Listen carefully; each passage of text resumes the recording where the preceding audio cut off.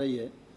एक लंबे कालखंड के बाद मुझे लगता है इस अध्यादेश के माध्यम से खेती और कृषि के क्षेत्र में और किसान की स्थिति में क्रांतिकारी बदलाव आने वाला है। जहाँ तक कानून बनाने की शक्ति है, उस मामले में मैं सदन को अवगत कराना चाहता हूँ कि संघ सूची की प्रविष्टि 42 में अंतर्राज्य वाणिज्य एवं व्यापार का उल्लेख है। इसका अर्थ यह है किसी भी वस्तु सेवा के अंतर्राज्य व्यापार के संबंध में कानून बनाने का अधिकार संघ शासन को है और इसमें कृषि उत्पाद भी सम्मिलित है। दूसरा, मैं यह आग्रह करना चाहता हूँ सदन को, माननीय अध्यक्ष जी, आपके माध्यम से कि अभी जो वर्तमान व्यवस्था है उसमें कृषक अपना उत्पाद पैदा करता है और वो मंडी में लाता है।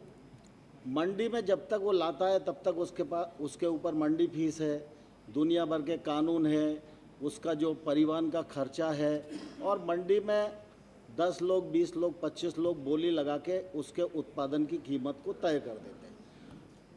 अब अगर ये अध्यादेश अधिनियमित हो जाएगा तो निश्चित रूप से किसान को इस बंधन से मुक्ति मिलेगी।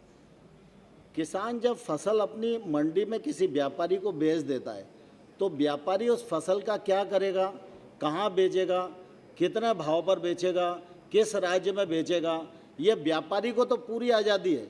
लेकिन किसान जो देश का सबसे बड़ा उत्पादन करता है उसको अपने उत्पादन का बेचने का मूल्य तय करने का, स्थान तय करने का, कैसे बेचेगा ये तय करने का आज तक अधिकार नहीं था। मैं समझता हूँ इस अध्यादेश के माध्यम से यह आज़ादी पूरे देश को मिलने वाली है।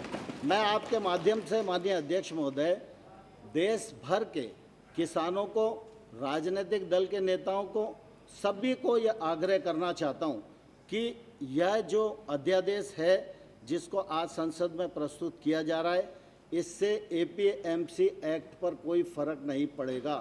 राज्य अगर चाहेगा तो मंडियाँ चलेगी, राज्य का अपना एक्ट है।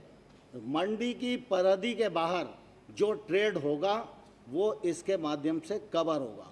दूसरा, जिस प्रकार की बात कही जा रही है कि वो एमएसपी पर फ़र्क पड़ेगा और फलाना कमेटी की रिपोर्ट है, मैं सरकार की ओर से ये कहना चाहता हूँ एमएसपी है, एमएसपी रहेगी, एमएसपी पर कोई फ़र्क आने वाला नहीं है। और हम प्रधानमंत्री नरेंद्र मोदी जी के आने के बाद वर्षों से स्वामीनाथन साहब की कमेटी की अनुशंसाएं पड़ी हुई थी। उन 200 अनुशंसाओं में 201 अनुशंसाओं में से भारत सरकार ने मोदी जी के नेतृत्व में 200 अनुशंसाओं पर अमल किया और जो एमएसपी थी उस पर भी 50% मुनाफा जोड़कर रबी और खरीफ की एमएसपी घोषित की जा रही है। इससे किसी भी प्रकार का फर्क नहीं आएगा।